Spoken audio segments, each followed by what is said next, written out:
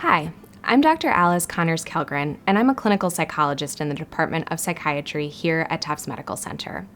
I'm going to talk to you today about how responding to an event like the COVID-19 pandemic can lead to post-traumatic stress disorder, what to look out for, and some things you can do to prevent these experiences from having long-term negative effects. Disasters or crises such as a pandemic can be traumatic. People on the front lines of a pandemic are likely to encounter experiences that threaten their physical and emotional integrity, such as exposure to the virus, witnessing suffering and death, and feeling overwhelmed and out of control by the scale and severity of the illness. About 20% of people who experience a traumatic event will develop post-traumatic stress disorder, or PTSD. When someone experiences a traumatic event, their brain and body enter a threat response, commonly known as fight or flight. This response fast-tracks our reaction to a threat by bypassing the thinking part of the brain, or the prefrontal cortex, and activating the amygdala, where the fear response is centered. The amygdala then activates the sympathetic nervous system, which allows us to respond to a threat efficiently in order to maximize our survival. This response is incredibly helpful in the short term, but it can have some pretty significant negative effects if it is chronically activated. The threat response can become chronically activated in a couple of different ways. One is through chronic stress or ongoing trauma, which can lead to psychological and physiological changes, such as difficulty sleeping, weight gain, cardiovascular wear and tear, depression, and anxiety. If you are experiencing chronic levels of stress, it is vital to continue getting your basic needs met. Take breaks from the stressful stimuli when possible, and engage in coping strategies. Another way the threat response can become chronically activated is through overgeneralization. We learn how to anticipate future threatening situations by pairing elements of the environment in which the trauma took place with the fear response.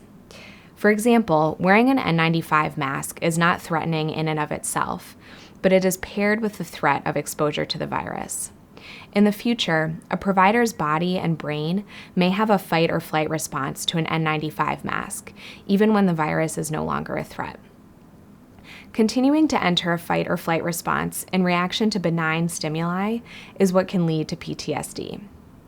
PTSD is characterized by being hyper-aware of any stimuli related to the trauma, intrusive memories of the traumatic event, such as flashbacks or nightmares, avoidance of any reminders of the event, and physical and emotional changes, such as difficulty sleeping, irritability, feelings of guilt or shame, or trouble concentrating. There is often a misconception that these symptoms have to be severe to be PTSD, but they can be disturbing or disruptive even if they are mild. If you are experiencing any of these symptoms a month or more after the traumatic event, please reach out to your primary care provider, employee assistance program, or mental health provider. The good news is there are very effective treatments for PTSD that can be provided by a therapist or psychiatrist. Since only about 20% of people who experience a trauma develop PTSD, we know that individuals can be resilient to traumatic events. Although some elements of resilience are out of our control, such as genetic predisposition or previous experiences, there are many that we can influence. Caring for your brain during this time is incredibly important to keeping your prefrontal cortex active and preventing your amygdala from taking over. Eat regular, nutritious meals. Get 7 to 9 hours of sleep, ideally going to bed and waking around the same time each day. Move your body, even if it means just taking the stairs instead of the elevator. Give yourself a break from the stress each day.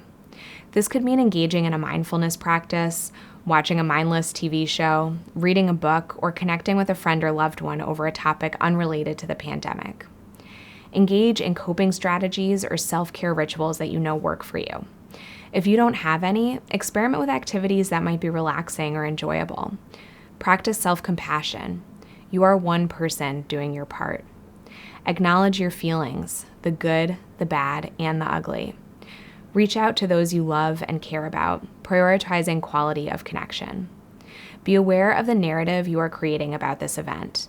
Can you focus on moments of success or gratitude and work to reframe some of the challenges? For example, rather than focusing on everything you could not do for a patient, Think about the ways in which you and your team did your best. And most importantly, don't be afraid to ask for support. Caregivers need care too. There are many resources available to providers at Tufts Medical Center, including the Employee Assistance Program, the Chaplain Service, and emotional support initiatives by the Department of Psychiatry. Most importantly, if you need support, please don't hesitate to reach out.